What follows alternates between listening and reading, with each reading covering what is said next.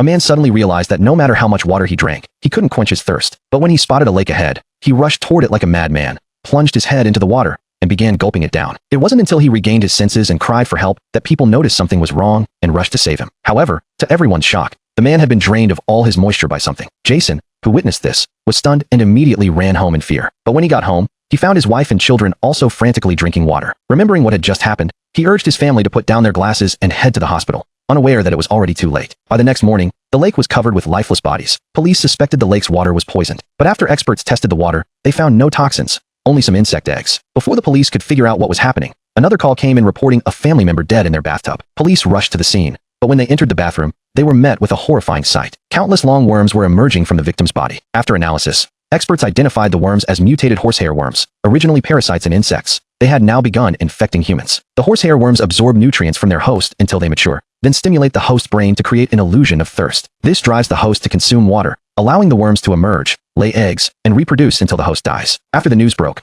panic spread among the residents. Soon, hospitals were overcrowded with patients demanding checkups. But these horsehair worms couldn't be surgically removed. They attached themselves to the host's intestines. With no immediate solution, the hospital had no choice but to isolate the patients. For the safety of his family, Jason decided to flee the city with them. But by then, his family was overcome with extreme thirst, as if possessed by an uncontrollable urge to drink water. After drinking all the water at home, they began desperately running outside. To protect his family, Jason tried to hold back his wife and son, but to his horror, his daughter attempted to jump off the building in search of water. With no other choice, Jason used all his strength to restrain them. Unbeknownst to him, chaos had erupted outside. Residents, like zombies, were rushing into rivers, desperately gulping down water. They were so thirsty that anyone near water would jump in without hesitation. By the next day, the streets of Korea were littered with lifeless bodies. Just as despair gripped the population, the hospital announced a breakthrough. A patient had been cured after taking a deworming medication. Upon hearing the news, everyone rushed to pharmacies to buy the medication, only to discover it had been discontinued. In desperation, the government approached the pharmaceutical factory to resume production. However, the factory's director exploited the situation,